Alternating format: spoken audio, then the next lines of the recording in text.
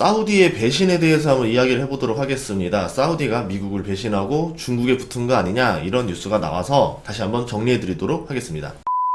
사우디는 수니파고 이란은 시아파예요. 중동을 화약고라고 부르는 이유는 이슬람이 수니파와 시아파 국가로 나뉘어 있기 때문인데요. 수니파의 맹주는 사우디, 시아파의 맹주는 이란 이렇게 볼 수 있습니다.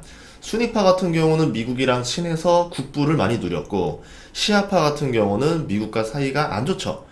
이란 같은 경우는 무역이라든가 금융 제재를 받으면서 아무래도 상대적으로 열세에 있었습니다. 최근 유가가 올라서 미국으로는 지금 이게 골머리가 지금 썩고 있는데, 그래서 오펙 플러스, 그러니까 중동이랑 중동의 산유국 협의체한테 원유를 좀 더 많이 생산해라 증산 요청을 했습니다.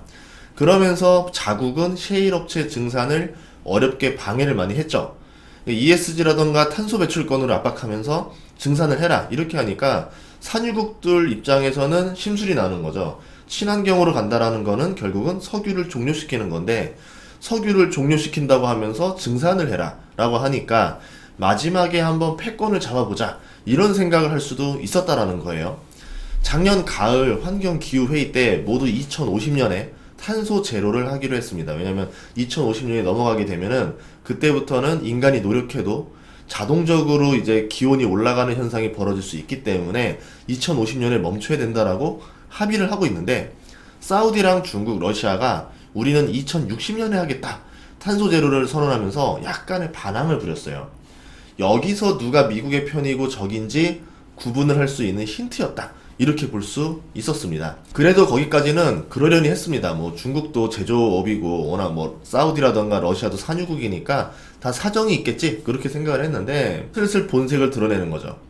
이번에 가장 힘이 센 러시아가 우크라이나 침공을 합니다. 원자재 깡패인 나라이기 때문에 미국이 제재를 하면 할수록 오히려 전 세계 인플레가 심해지는 구조예요. 그러니까 길게 제재를 할 수 없다라고 판단을 했을 수도 있다라는 거죠. 그럼에도 불구하고 미국과 유럽은 굉장히 강하게 러시아 제재를 합니다. 인플레든 뭐든 간에 우선은 제재부터 하겠다라고 집중을 하죠. 하지만 러시아도 보험을 들어놨었어요. 그 중에 하나가 뭐였냐면 중국이었습니다. 러시아의 원자재, 에너지를 중국이 사주면 된다라고 생각한 거죠. 그러면 생각보다 피해가 덜할 것이다라는 겁니다. 세계 수입 1위가 중국이기 때문에 중국한테 팔면은 어느 정도 매출 보장은 돼. 이렇게 생각했을 가능성이 높다라는 거죠. 러시아가 이렇게 나오는데도 이런 배경들이 있었을 것이다 이럴 수 있었던 거고요. 실제로 중국은 러시아를 지지하는 모습을 보였어요. 그래서 중국이 했던 부탁을 러시아가 들어주죠. 동계올림픽이 끝나고 쳐들어가달라. 실제로 러시아는 그거를 지켰고, 그것 때문에 라스푸티차에 빠져가지고 탱크들이 늪지대에서 많이 헤매고 있었습니다. 미국이 반항을 하려면은 러시아 혼자서는 버거워요. 그래서 다른 힘 있는 나라들이 이 틈에 같이 반기를 들어주면은 더 효율적으로 공략을 할 수가 있습니다. 중국 같은 경우는 대만의 전투기를 날리면서 미국의 신경을 계속 자극하는 거죠. 미국은 동유럽을 방어하면서도 대만도 방어를 해야 된다라고 계속 분산을 유도하게 하는 겁니다. 러시아가 알려준 교훈은 뭐였냐면, 미국이 법적 보호력이 없는 국가는 군사적 조치를 하지 못한다라는 점이에요. 유엔 안보리를 통과시킬 수도 없기 때문에 어차피 적당하게 법적 보호력이 없는 국가들 위주로만 공략하면 된다 이런 전략을 짠 거예요. 그리고 재정 관리를 위해서 이익이 나지 않는 곳에서는 미군이 철수를 하고 있다라는 점을 삼은 겁니다. 이 점이 사우디를 자극했어요. 중동에 파견한 미군이 빠지게 되면 사우디의 힘이 빠지는 거죠. 안보의 힘이 빠지는 겁니다. 사우디는 오일머니로 돈은 많지만 화약고인 중동에서 안보의 불안을 느끼고 있다 이렇거든요. 미국이 중동에서 병력을 줄이게 되면 그만큼 중동을 지키는 힘이 공백이 생기는 거고, 그 공백의 틈을 노려서 시아파인 이란, 이라크가 움직일 가능성도 있다라는 겁니다. 보다시피 이란, 이라크, 시리아로 이어진 이 시아파 라인이 있는데 수니파를 가로지르잖아요. 그렇게 되면은 이슬람에서는 남과 북으로 지금 대치하는 형국이 나온다라는 거죠. 시리아에서 전쟁이 나오는 이유 중에 하나가 뭐냐면, 수니파든 시아파든 그 자리가 굉장히 요충지이기 때문에 서로 지금 이권 개입이 들어가서 여러 국가들의 입김이 들어가서 전쟁을 벌어지고 있다. 대리전을 벌이고 있다. 이렇게 볼 수 있다라는 겁니다. 근데 이 시리아 자리를 러시아가 어느 정도 차지를 했어요. 여기에서 사우디 아래에 있는 또 예멘이 내전이 벌어지고 있습니다. 예멘은 시아파랑 수니파가 지금 전쟁 대리전을 하고 있는 곳인데, 사우디와 이란이 지원을 해서 서로 치열하게 싸우고 있습니다. 이 예멘이 시아파로 넘어가게 되면은 사우디는 이제 북과 남에서 적을 동시에 맞이를 해야 되는 거고 홍해 바닷길이 또 막힙니다. 그렇다는 입장에서는 사우디 입장에서는 예멘을 빼앗길 수 없는 요충지라는 거죠. 그래서 예멘에 많은 군사적인 지원을 하는데 미국이 사우디의 무기를 별로 지원하지 않는 모양새인 거예요. 이 예멘 때문에. 여기에서 아프간에서도 군대를 빼고 이렇게 되니까 사우디 입장에서는 굉장히 뿔이 나는 거죠. 이렇게 중요한 시기에 손을 떼고 빠진다고? 이러면서. 그래가지고 사우디는 새로운 힘을 끌어들여서 힘의 공백을 메우려고 합니다. 그 중에 하나가 뭐였냐면 이스라엘. 아랍에미레이트, 바레인과 이스라엘이 지금 이제 화친을 맺었죠. 그리고 카타르가 다시 사우디랑 화해를 합니다. 적의 적은 친구가 되는 거잖아요. 그러니까 중동에서도 이 공식은 또 통합니다. 그리고 빈살만을 비유하던 트럼프와 다르게 이제는 빈살만을 비난하는 바이든이 당선됐어요. 그러면서 사우디와 미국의 관계가 최근 들어서 더 벌어졌습니다. 그래서 최근에 오펙 증산이 안 되고 있는 이유 중에도 하나가 뭐냐면 바이든 때문에 안 되는 이유도 있어요. 바이든이 정말로 유가를 잡고 싶다라고 하면은 사우디의 빈살만의 마음을 잡아야 됩니다. 근데 이미 늦었다라고 판단이 되는 이유 중에 하나가 이제는 바이든이 전화 통화를 해도 빈살만이 거절을 하고 있습니다. 어차피 뭐 원유 증산하라는 거 아니야 라고 하면서 우리가 원하는 건 하나도 안 주고 증산만 하라고 시키네. 이렇게 된다는 거죠.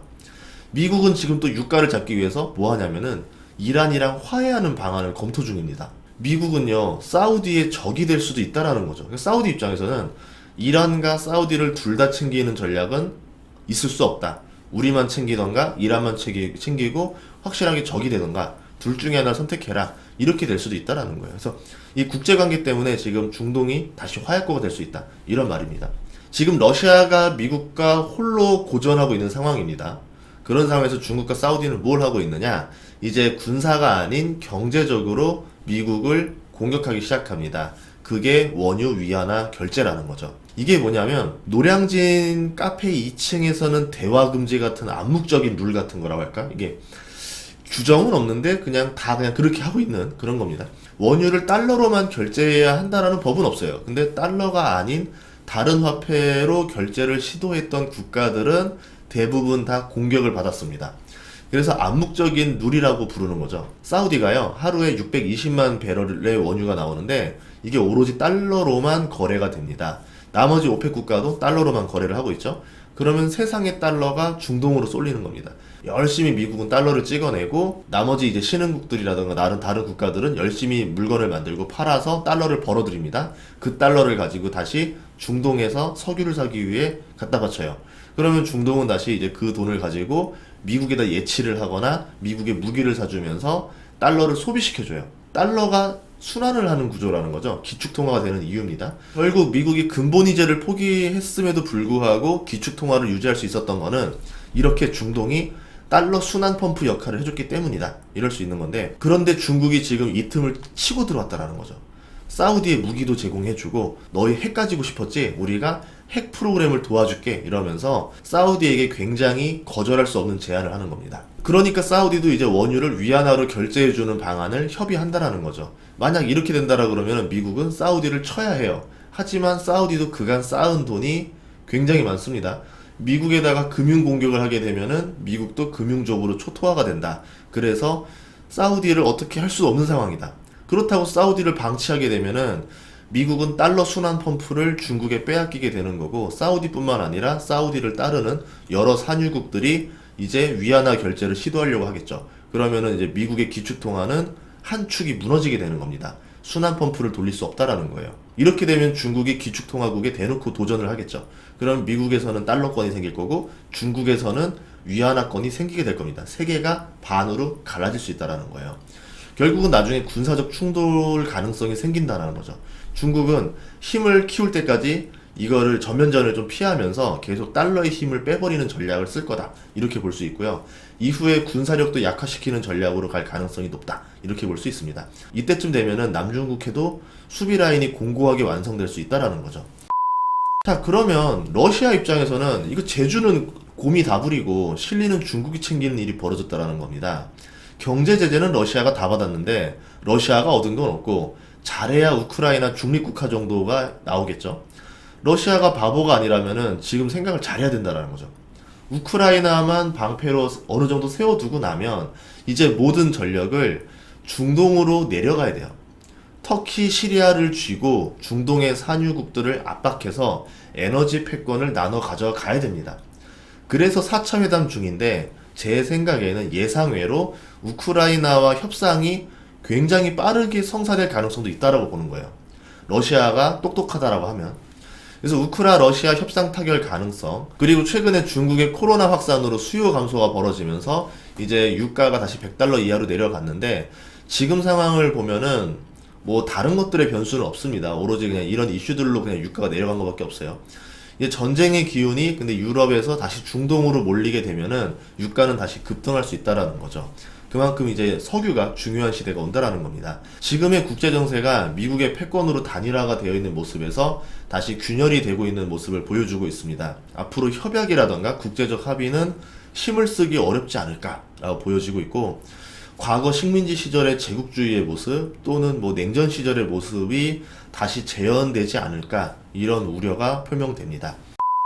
방산주는 장기적으로 이제 필수 포트폴리오 종목이 된 것 같고요. 정유주도 마찬가지인 것 같아요. 특히 미국의 셰일 회사 같은 경우는 이런 상황에서 굉장히 훌륭한 보험이 될 수 있다라는 거죠. 이런 흐름이라고 하면 사우디의 추가 원전을 중국이 수주받을 가능성도 높다라고 볼 수 있습니다. 그렇게 되면은 이제 원전 시장에서 프랑스, 러시아, 미국, 한국, 중국 5개 나라가 있는데, 러시아는 이제 빠졌다라 보고 나머지 4개 나라 중에서 중국의 원전 관련주들이 치고 올라갈 수도 있다, 이렇게 볼 수도 있습니다.